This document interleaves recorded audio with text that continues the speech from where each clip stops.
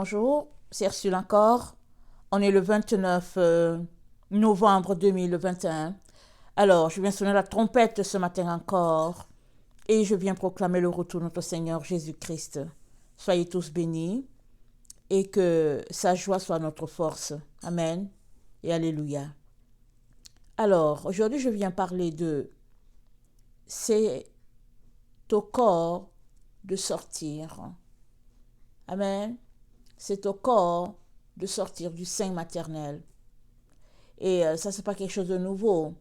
Amen. Dans Éphésiens 5, le verset 23, il nous est dit, excusez-moi, Éphésiens 5, le verset 23, c'est dit, car le mari est le chef de la femme, comme Christ est le chef de l'Église, qui est son corps et dont il est le sauveur.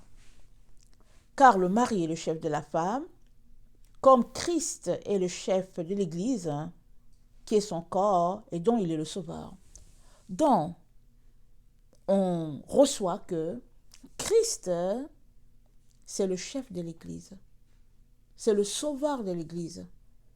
Et l'autre synonyme de chef, c'est maître. C'est la tête. Amen.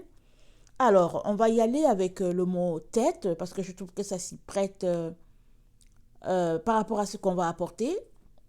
Alors, j'ai pris certains synonymes. J'ai pris maître, j'ai pris patron, j'ai pris directeur, j'ai pris leader, j'ai pris tête, j'ai pris roi. Alors, je trouve qu'il y a trois mots ici là qui collent parfaitement à notre Seigneur Jésus-Christ. Roi, maître, tête. Amen. Alors, Christ est la tête de l'Église, qui est son corps.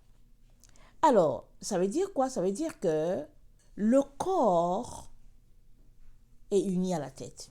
Amen. Ça veut dire que le corps ne peut pas être séparé de la tête. Il y aurait mort, n'est-ce pas? Et c'est dans cette optique-là que Jésus-Christ nous dit de rester saint par la bouche de l'apôtre Paul.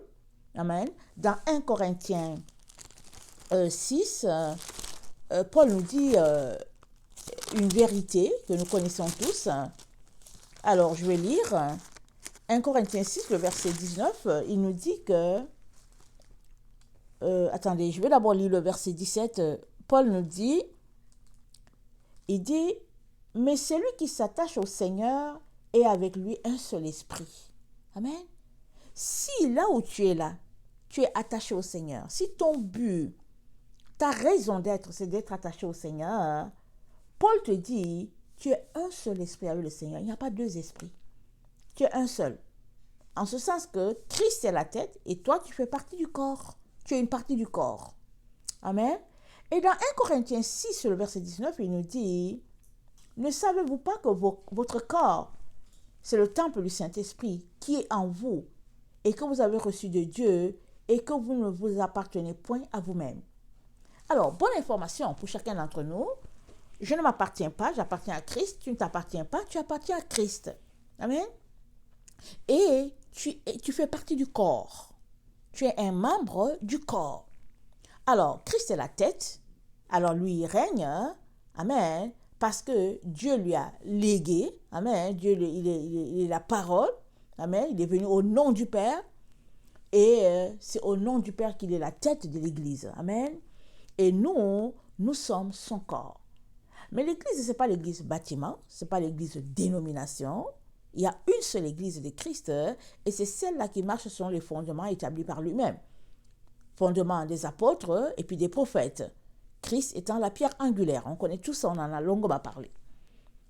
Alors, dans 2 Corinthiens 6, le verset 15 à 16, 2 Corinthiens 6, le verset 15 à 16, Paul nous dit donc, puisqu'on est un seul corps, un seul esprit avec le Seigneur, amen, il est la tête, on est le corps, et puis puisqu'on est un seul esprit avec lui, si nous marchons dans l'intimité avec lui, alors Paul nous dit donc, le verset 15, on ne peut pas avoir il peut pas avoir une relation entre Christ et Bélial. Et il dit, il ne peut pas non plus avoir une relation entre le fidèle et l'infidèle. Il dit, quel rapport y a-t-il entre le temple de Dieu et les idoles?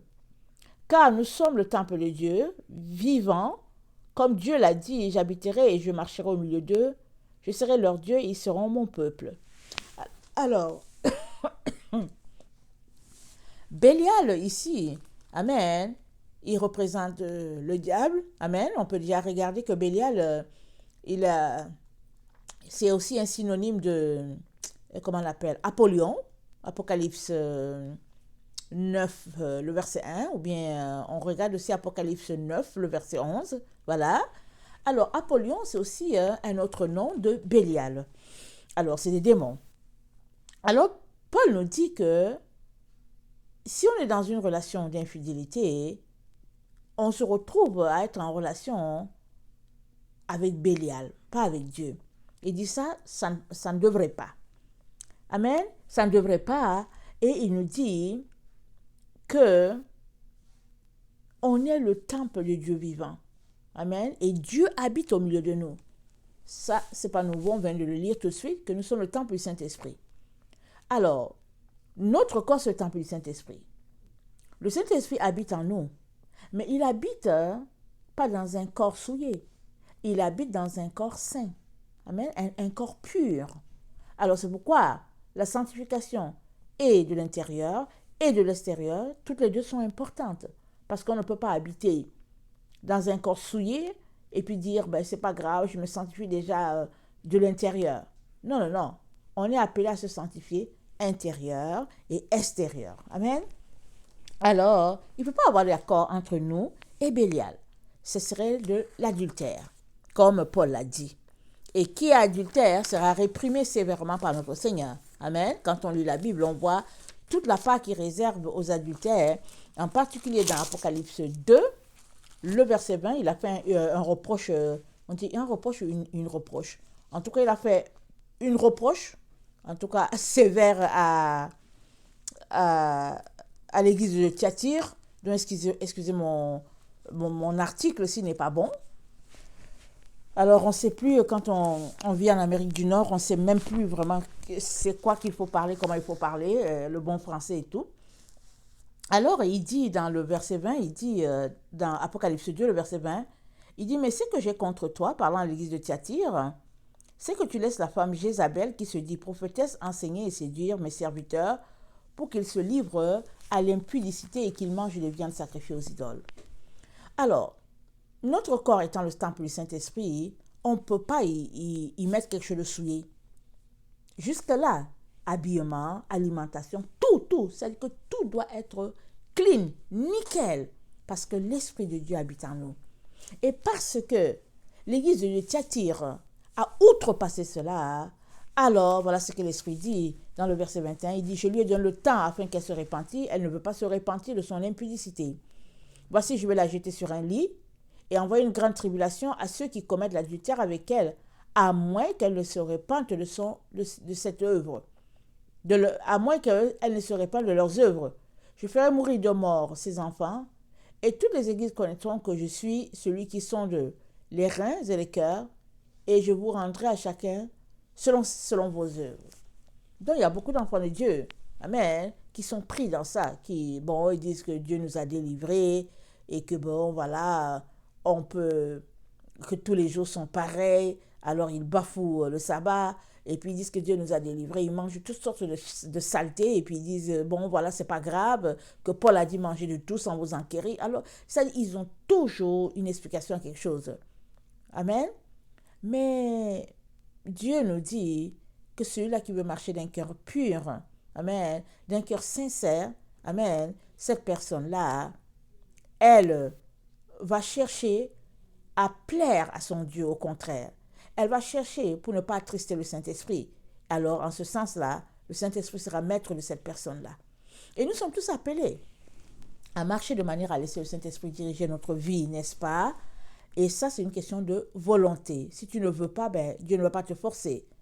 Mais si tu voulais, alors tu as tous les conseils que Paul te donne. Il te dit que ton corps, c'est le temple du Saint-Esprit, et c'est à toi de mettre tout de ton côté pour que ce corps-là soit pris aux soins. Amen. Avec petits soins, que vraiment ce soit conforme à ce que Dieu le Père, Dieu le Fils attend de toi. Amen et alléluia. Donc,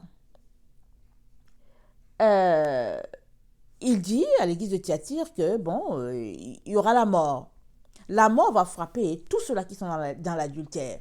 Et quand Dieu parle de mort, il parle certainement de la mort physique qui va mener à la mort spirituelle. Et ça, c'est grave, parce que la mort spirituelle, on est complètement coupé de Dieu. Et on ne devrait pas laisser prendre cette information à la légère. Voilà. On devrait tout faire pour ne pas subir la mort spirituelle, parce que la mort spirituelle, c'est la séparation d'avec Dieu pour toujours. Et ça, c'est pas bien, n'est-ce pas, puisqu'on l'aime, notre Dieu, et puis on veut marcher avec lui. Alors, donc nous sommes appelés à être un avec notre Seigneur, corps, âme et esprit. Et le corps, la tête est sainte, la tête c'est notre Seigneur Jésus-Christ, le corps aussi est appelé à être saint. Amen. Et là où nous sommes, nous savons que nous sommes nombreux sur la terre, professant le Seigneur Jésus, on le sait. Et Paul nous a dit de faire très attention, parce que dans les temps dans lesquels nous sommes, il y a beaucoup de doctrines de démons un peu partout. Et si nous sommes quelqu'un qui côtoie les églises, on va se rendre compte que l'église où nous sommes, elle est d'une certaine dénomination. Et une autre, c'est une autre dénomination, etc., etc. La preuve que ces églises-là ne marchent pas selon le Seigneur, c'est le fait qu'elles sont différentes dénominations. Parce que Paul a dit, il y a un seul esprit, amen, il y a un seul baptême, il y a un seul Seigneur. Alors, il n'y a pas de raison à avoir plusieurs églises, plusieurs dénominations. Non, le fait qu'elles sont toutes nombreuses là, c'est la preuve que elles sont égarées, elles sont rebelles, ces différentes dénominations-là. Ça, c'est l'évidence. Alors, pour savoir quelle est la bonne, ce serait bien de retourner à l'origine, à la base. Ce serait bien de crier à Dieu. Amen. Alors, toutes ces exhortations-là que j'apporte sur la doctrine de Christ, c'est parce que j'ai pris le temps de fouiller, de chercher, et c'est comme ça que le Seigneur m'a dirigé, il m'a orienté. Amen. Et j'étais tellement contente quand, il y a quelques jours, je ne sais pas si c'est, en tout cas, dans le 4 ou 5 jours, j'ai rencontré quelqu'un en ligne, et puis j'étais tellement contente, j'ai vu une vidéo, et le Seigneur a voulu m'encourager. Alors, j'ai cliqué sur la vidéo, et le monsieur, c'était incroyable, je buvais ses paroles. Il disait, je donnais ma vie au Seigneur, il dit, je suis né catholique, après finalement je suis allé chez les baptistes, après je suis allé chez les pentecôtistes, il dit, j'étais tellement découragée que j'ai dit, Seigneur, mais est-ce qu'il y a, j'ai dit, Seigneur, où est la vérité? Seigneur, aide-moi, parce que partout où je passe, je manque de cette satisfaction-là. C'est ça qu'il a dit, ce monsieur-là. Alors il dit, le Seigneur l'a dirigé vers l'église orthodoxe. C'est ça qu'il a dit. Il dit, le Seigneur m'a dit, va à telle église. Il dit, quand il est arrivé là-bas, à l'église orthodoxe, il dit, il était tout simplement étonné. Il dit, j'étais arrivé à la maison. Il dit, j'en revenais pas. La paix, la satisfaction. Il dit, tout ce que j'ai découvert là-bas, je me suis dit, enfin. Et il a dit, parce que l'église orthodoxe, si elle n'a pas changé la façon de faire son culte, il a dit, l'église orthodoxe, c'est elle, la base qui nous a été apportée par les apôtres, les disciples de Christ. Amen. Et c'est ça. Je ne dis pas que tout le monde devrait être orthodoxe. Je dis tout simplement que quand tu cherches la vérité, Dieu va te diriger. Et à toi d'ajouter dans ton culte ces éléments-là qui ne manquaient pas dans leur culte et qui ne manquent pas dans le culte de plusieurs églises orthodoxes. Aujourd'hui, il y a plusieurs, comment on appelle ça? Il y a plusieurs idolâtries dans l'église. Il y a la franc-maçonnerie qui est entrée, il y a la rose-croix qui est entrée, il y a toutes sortes de pratiques nébuleuses dans l'église. Et souvent, on a l'impression que bon, c'est de Dieu. Et pire, les églises de notre génération, c'est rendu que ce n'est pas Dieu qu'on adore, c'est l'être humain qu'on adore, c'est les familles qu'on adore. Alors qu'à l'origine, la liturgie, c'est envers Dieu. C'est envers le Seigneur, Dieu le Père, Dieu le Fils. Amen. Et puis, on élève, on rend grâce à Dieu pour tous ces héros-là de la foi qui sont passés et qui nous ont apporté la parole de Dieu. Ça, c'est extraordinaire. Souvent, il y a des personnes qui font des crises ou bien se disent que non, il ne faudrait pas mentionner les héros de la foi dans un culte ou bien dans une liturgie. Mais oui qu'il faudrait les mentionner. Parce que si nous sommes capables de chanter l'hymne de nos pays, on chante l'hymne de nos pays, on parle de notre pays, on chante, on parle des héros qui ont gagné la guerre et tout. On fait ça dans nos pays, tous les pays font ça et on trouve que c'est correct. Mais quand on vient pour d'être reconnaissant à Dieu pour telle personne qui nous a apporté, par exemple, la foi ou quelque chose, on trouve qu'il y a un problème, on trouve que c'est de l'idolâtrie. Non, ce n'est pas de l'idolâtrie du tout. C'est la reconnaissance vis-à-vis de ce Dieu-là. Parce que la reconnaissance, ce n'est pas l'adoration. C'est deux choses totalement différentes. Et notre Dieu est un Dieu, amen, qui nous conduit vers les sources d'eau vive. Amen. Alors, quand l'occasion nous est donnée de retourner fouiller la foi, quelle était la foi de ces gens-là, on est tout simplement étonné, on est tout simplement surpris. Alors, tout comme ce frère-là, que je ne connais pas, dommage que je n'ai pas pris le lien, et puis bon, c'est en anglais, tout comme ce frère-là, quand le Seigneur m'avait dit, il faudrait retourner à l'Est, et que j'étais en train de faire mes fouilles, mes recherches, j'étais tout simplement étonné qu'il y avait des saints de cette carrure-là qui sont passés sur la terre. Parce que, venant de l'Ouest, disons, on a découlé, l'Église protestante a découlé de l'Église catholique. Alors, ça c'est la branche de l'Ouest. Alors, venant de cette branche de l'Ouest, on n'a pas du tout connaissance de la branche de l'Est. On ne sait même pas ce qui se passe là-bas. Moi, je savais seulement que les orthodoxes, c'était des personnes avec leurs grosses robes, avec les chapeaux, et puis la chaîne qui a la croix de Christ, et puis je ne savais pas plus.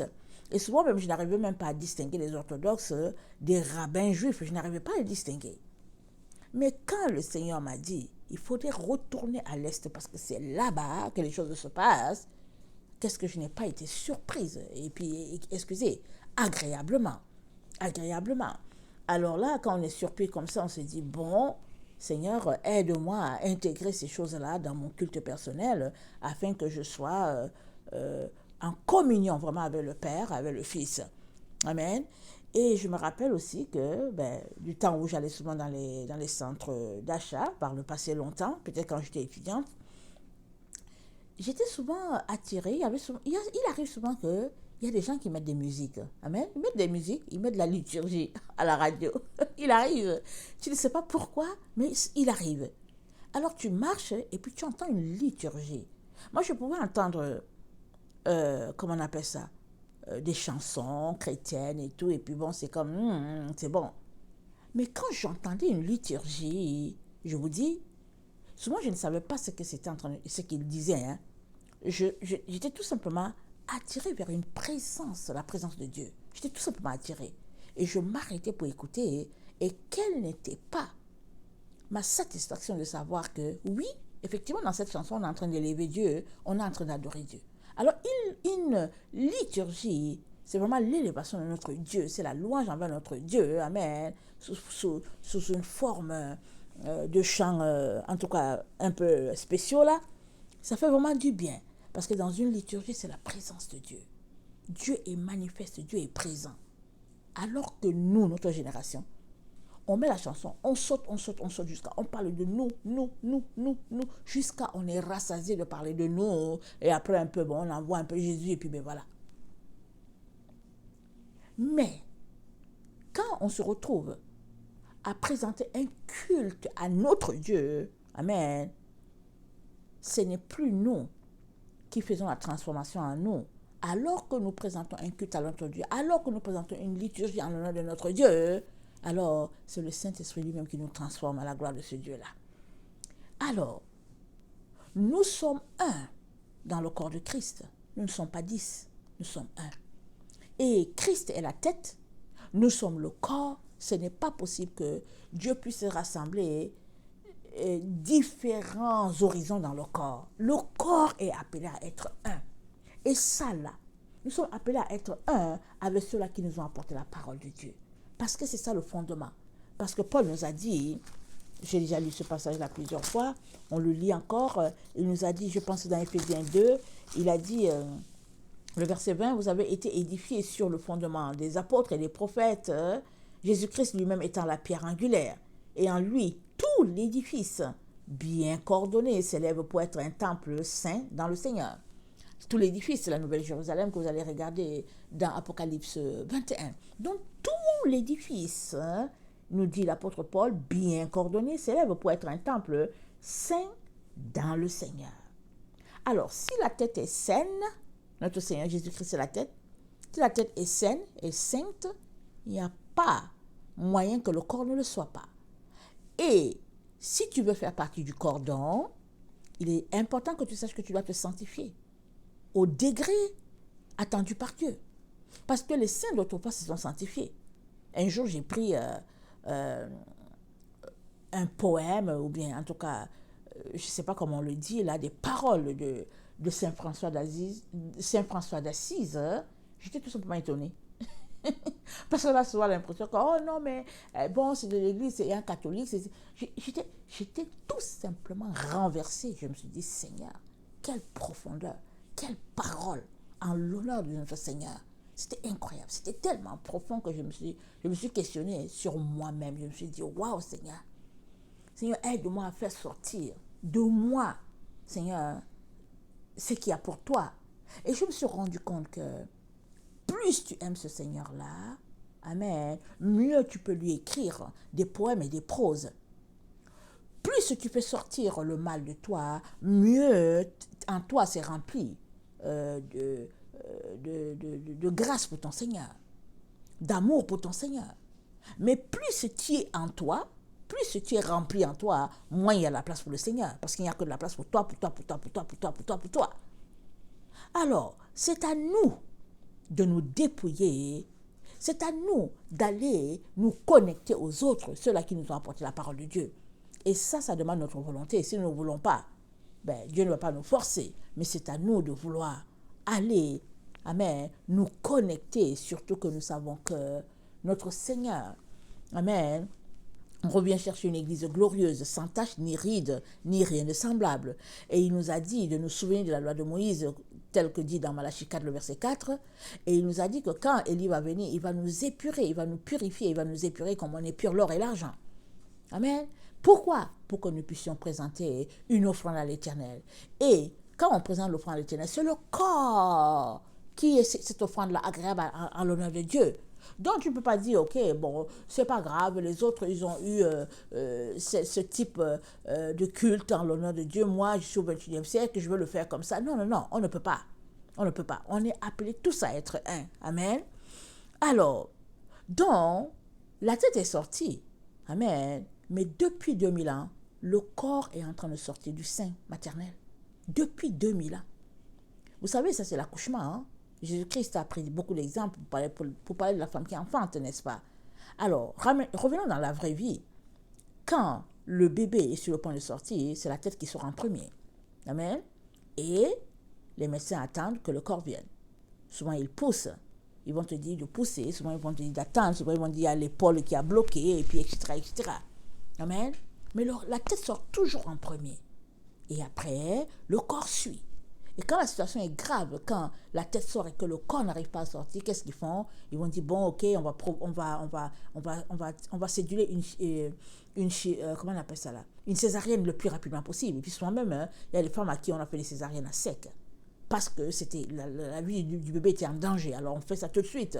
Et puis quand la femme est dans les contractions, les douleurs sont telles que tu ne sais pas qu'on t'a déchiré. Hein. Ça, tu ne le sais pas. C'est après, quand le bébé est sorti, que tu dis, ah, j'ai une douleur ici, on te dit, ah oui, on t'a déchiré. Pour que le bébé sorte. Pour dire combien la douleur, elle est. Alors, la tête sort et le corps doit suivre. Alors, je me rappelle un jour que je suis allée à l'hôpital, c'était mon temps. J'arrive à l'hôpital, ils disent à mon mari, on ne peut pas procéder à l'enregistrement. Il faut que vous partez immédiatement parce que votre femme est à terme. Non, c'est le temps. Il faut partir immédiatement parce qu'on ne veut pas qu'elle accouche ici dans le corridor. Alors on se rend. Alors tout de suite, quand je suis arrivée, tout était déjà prêt et tout ça, c'était vraiment rapide. J'arrive.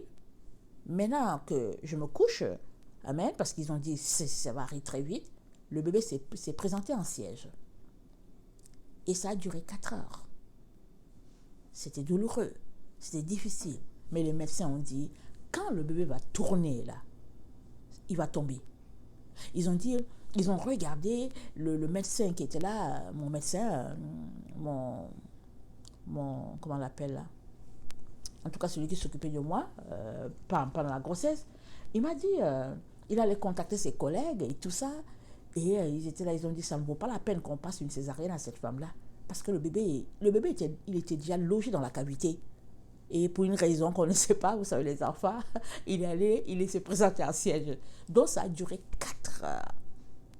Et finalement, j'ai dit à mon mari, écoute, on va appeler la chaîne de prière. Dès que mon mari a pris le téléphone et qu'il a donné la requête de prière pour dire que voilà ce qui se passe, et puis le bébé et là il est présenté en siège. Dès que mon mari a raccroché le téléphone, les médecins étaient en train d'attraper le bébé parce qu'il était en train de tomber au fait. Ils l'ont attrapé, il était assorti. Il s'est projeté lui-même et puis il est en train de tomber par terre. Alors c'était comme une situation, disons, spirituelle qui était là. Et dès que le nom de Jésus a été évoqué, dès que la prière a été lancée, allez, le bébé a vu que bon, ça ne vaut pas la peine que je reste ici, il faut que je m'en aille. Alors, ça a duré 4 heures. Mais écoutez, regardez ceci, je fais un lien. Jésus-Christ, la tête est sortie depuis 2000 ans. Et le corps est en train de sortir. Évidemment, c'est chaque personne qui donne sa vie à Jésus-Christ, chaque étape, chaque siècle, chaque génération, chaque pays, c'est toute la terre, n'est-ce pas? C'est tout un chacun qui a vraiment donné sa vie à Jésus-Christ qui est en train d'être enfanté. Et ce corps-là, amen, sera tout simplement rattaché à notre Seigneur Jésus-Christ. Amen. Ce corps sans tache ni ride. Pas n'importe quel corps. C'est pas parce que l'un dit que je suis chrétien qu'il fera partie forcément du corps du Christ, parce que c'est un corps pur à la gloire de notre Dieu. Un corps selon les conditions attendues par Dieu le Père, Dieu le Fils. Alors, on est dans le temps de l'enfantement. Apocalypse 12, le verset 5 nous dit, Apocalypse 12, le verset 2. Elle était enceinte et elle criait étant en travail et dans les douleurs de l'enfantement. La femme était en travail et dans les douleurs de l'enfantement. Amen. Alors, la femme qui a enfanté, la tête, la Vierge Marie, c'est la même. Amen. Qui est encore en train, dans son sein, le corps est logé, parce que c'est pas possible. Un enfant ne peut pas sortir, la tête est chez telle femme et puis le corps chez une autre femme, c'est pas possible. Amen. C'est pas possible. Alors, la tête est sortie, c'est notre merveilleux Seigneur Jésus, et le corps est en train de venir. Et Jésus-Christ a dit, la fin des temps, ça sera comme une femme qui est en train d'enfanter. Parce qu'il voyait tout cela. Au fait, l'image là que je vous donne, c'est le Seigneur qui me l'a donné. Parce que moi, c'est le Seigneur qui m'a donné ça. Qui m'a dit, parce que ces derniers temps, j'ai passé le temps à lire, à chercher sa face pour comprendre, amen, le lien entre le chrétien du XXIe siècle et puis la Vierge Marie. J'étais en train de chercher à comprendre. Le Seigneur m'a donné immédiatement cette image-là. Il m'a parlé. Amen. Alors, on est en train de sortir du sein maternel. Et elle a enfanté Jésus-Christ physiquement. Amen. Et spirituellement. Amen. On sort de ce sein sur la terre, là, comme on peut dire, ce sein-là qui enfantera plusieurs spirituellement. Amen. Alors, nous sommes donc appelés, amen, à aller dans le sens de ce qui nous a été enseigné par les apôtres. Il n'y a aucun enfant logé dans le sein de sa mère. D'abord, le bébé ne parle pas. Il n'y a aucun enfant logé dans le sein de sa mère qui n'aime pas sa mère. Il n'y en a pas. Il n'y en a pas qui il est là dans le sein de sa mère et puis il se dit que quand il va sortir, il va insulter sa mère et puis il déteste la femme. Non, non, non. Un bébé, il est dans le sein. Quand le moment vient de sortir, il ne veut pas d'ailleurs. Il ne veut pas, et c'est pourquoi il pleure quand il sort. Il est tellement confortable là-bas qu'il ne veut pas sortir.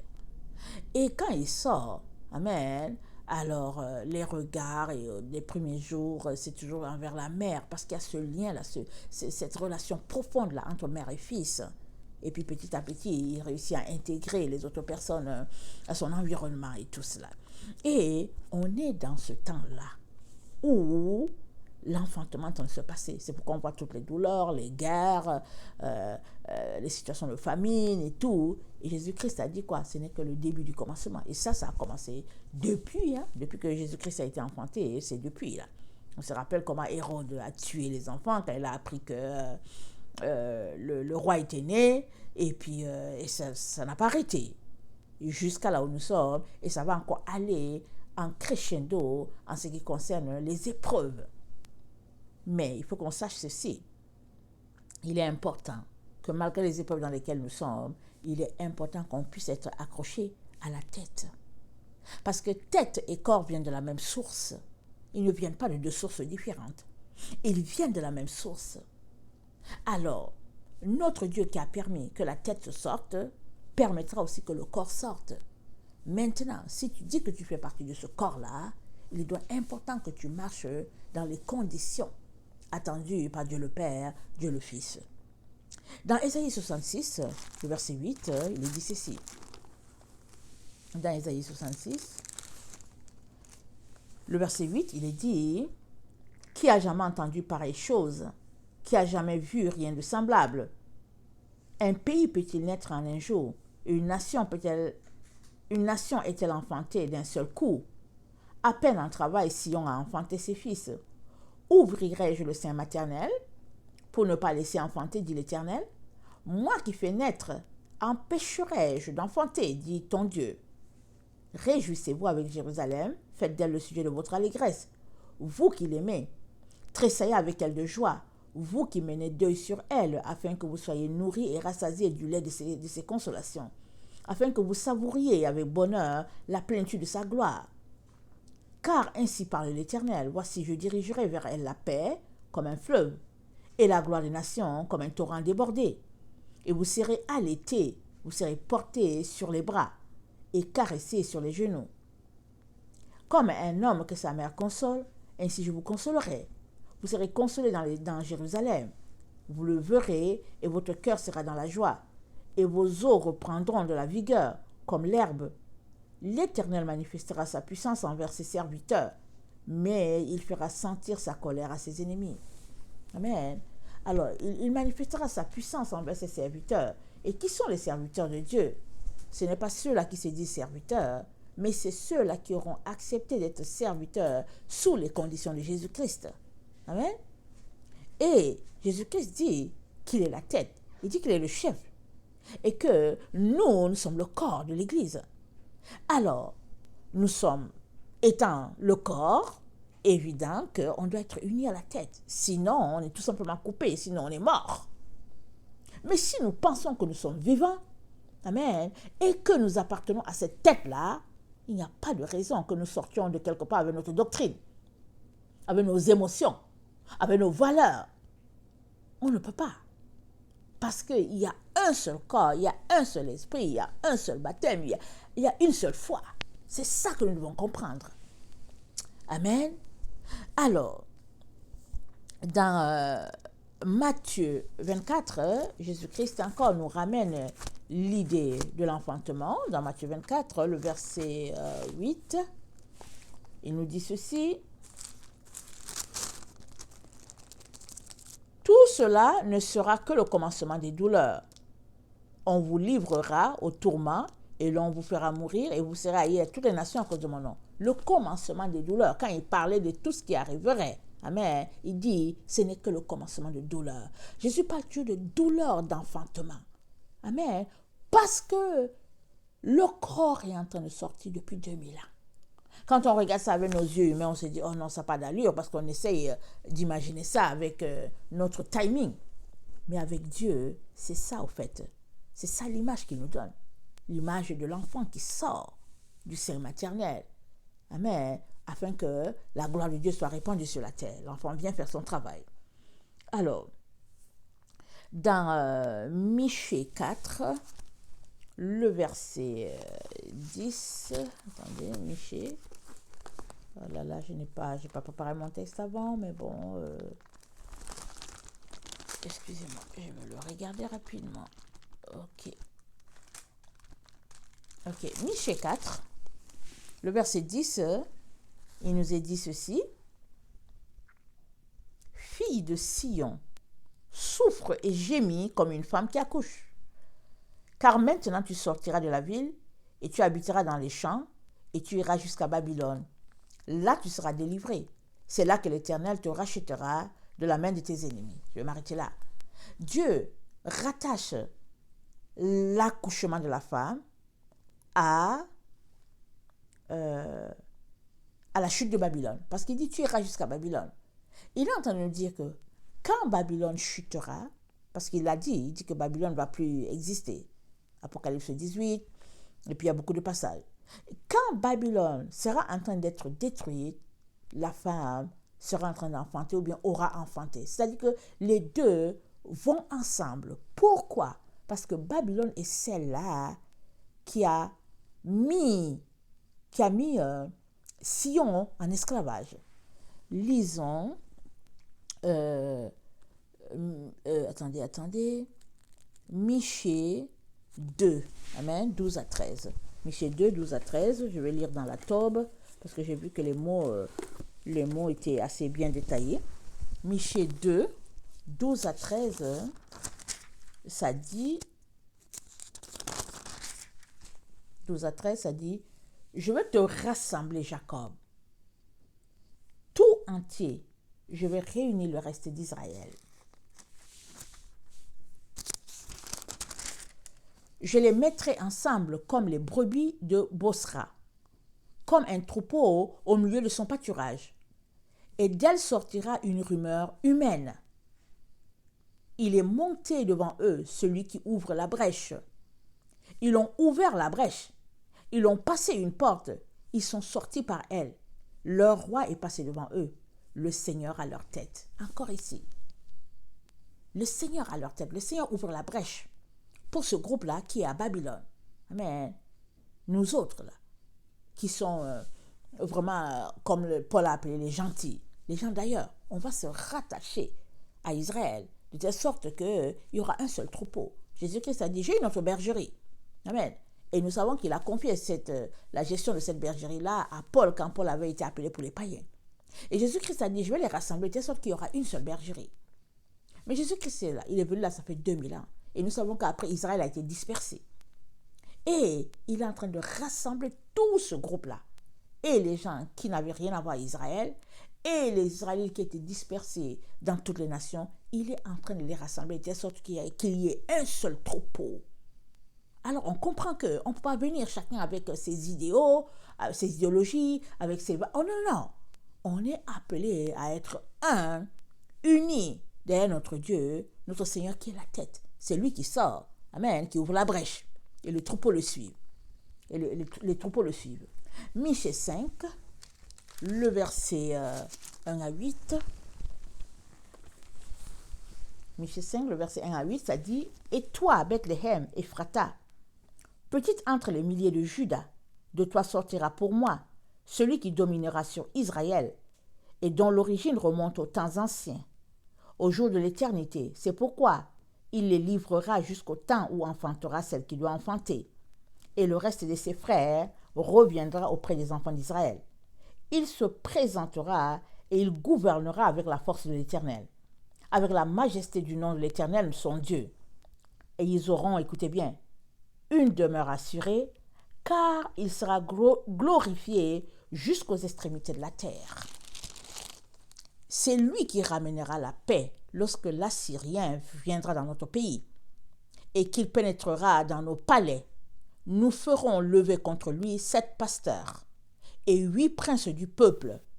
Ils feront avec l'épée leur pâture du pays d'Assyrie et du pays de Nemrod, au-dedans de ses portes.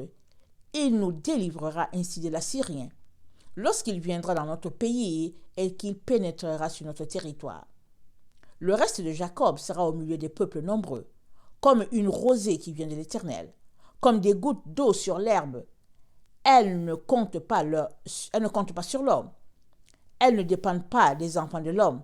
Le reste de Jacob sera comme des nations. Le reste de Jacob sera parmi les nations, au milieu du peuple nombreux, comme un lion parmi les bêtes de la forêt, comme un lionceau parmi les troupeaux de brebis. Lorsqu'il passe, il fout les déchire et personne ne le délivre. Que ta main se lève sur tes adversaires et que tous tes ennemis soient exterminés. Amen. Alors, le reste de Jacob sera parmi les nations au milieu des peuples nombreux, comme un lion. Notre Seigneur Jésus-Christ est un lion, n'est-ce pas? Parmi les bêtes de la forêt, comme un lionceau parmi les troupeaux des brebis. Alors, on sera comme notre Dieu. Amen. Des lions rugissants. On sera comme ça. Amen. Et ce groupe-là, il se retrouve sur le mont Sion. Ce groupe-là qui sera racheté du temps dans lequel nous sommes. Ils sont rachetés pour s'unir à ceux-là qui les ont précédés. Amen. Écoute, il y a beaucoup qui sont passés avant. Et on se rattache à eux pour être un seul troupeau. Et on ne peut pas, là où nous sommes, dire « Oh non, voilà, on ne veut pas, on veut... » Non, c'est le plan de Dieu. C'est la volonté de Dieu. C'est les choses que Dieu a établies. C'est comme ça. Et on est appelé à venir devant Dieu pour que Dieu puisse nous enseigner, nous ouvrir. Amen, l'esprit. Pour qu'on puisse comprendre ce qu'il est en train de faire. Le plan de Dieu est un plan merveilleux, un plan extraordinaire. Mais si nous ne comprenons pas ce qu'il est en train de faire et que nous ramenons les choses à notre petite pensée humaine, parce que nous sommes tous des humains et puis nous ne comprenons pas forcément, nous allons passer à côté. Et comme je vous ai dit, c'est le Seigneur qui m'a donné l'image de l'enfantement, la tête et le corps. C'est lui qui me l'a donné. Pourtant, je le lis tout le temps, je le vois, mais bon. Et il m'a dit, la Vierge est enceinte. Elle sera enceinte, elle enfantera. Mais quand on enfante là, le bébé il sort là, la tête et le corps. Mais la tête est sortie. Mais maintenant, spirituellement, c'est le corps qui est en train de sortir. Alors voilà, toutes ces douleurs d'enfantement là. Mais c'est la même femme. Ce n'est pas une autre personne. La Vierge Marie, c'est celle qui a eu son enfant sans relation sexuelle avec un homme. Elle l'a eu par la vertu du Saint-Esprit. C'est la personne c'est-à-dire le Fils, Jésus, le Fils de Dieu, il a tiré sa chair d'une personne, d'un être humain. Pour être incarné en humain, il a tiré sa chair de cette femme-là. Mais c'est le Fils de Dieu, formé par l'Esprit de Dieu. Amen. Et il est venu pour nous rassembler, pour faire de nous un seul peuple, un seul troupeau. Alors Dieu a sa manière, qui est au-delà de nous, et nous sommes appelés à marcher dans ce que Dieu nous appelle à faire. Alors, je regardais, et voici l'agneau se tenait sur la montagne de Sion, Apocalypse 14. Et avec lui, 144 000 personnes qui avaient son nom et le nom de son Père écrit sur leur front. J'entendis du ciel une voix comme le bruit de grosses eaux, comme le bruit de grands tonnerres. Et la voix que j'entendis était comme celle de joueurs de harpe jouant de leur harpe. Et ils chantent un cantique nouveau devant le trône et devant les 4 êtres vivants et les vieillards. Et personne ne pouvait apprendre leur cantique si ce n'est les 144 000 qui avaient été rachetés de la terre. Ce sont ceux qui ne se sont pas souillés avec les femmes, car ils sont vierges. Ils suivent l'agneau partout où il va. Ils ont été rachetés d'entre les hommes comme des prémices pour Dieu et pour l'agneau. Et dans leur bouche, il ne s'est point trouvé de mensonge, car ils sont irrépréhensibles. Amen. Alors, que le Seigneur nous aide tous à nous dépouiller, amen, et à être conformes, amen, à ce corps-là qu'il attend. C'est à chacun de faire son œuvre de dépouillement. Si bien que, quand il rassemblera, quand il aura le corps fini, que nous puissions faire partie de ce corps-là. Sinon, nous en serons exclus. Parce que si le corps est souillé, on sera tout simplement exclus. Il est donc très important qu'on réalise l'importance de la sainteté, de la pureté devant Dieu, Amen. Et qu'on vienne devant lui afin qu'il puisse nous transformer à son image et qu'on puisse travailler nous-mêmes à notre salut avec crainte et tremblement parce que notre Seigneur, il le veut. Il veut nous aider. Mais est-ce que nous sommes prêts? Amen. Que le Seigneur bénisse sa parole. Je vous aime beaucoup et Dieu davantage. Maranatha, Jésus revient. Amen et amen. Soyez bénis. Alléluia.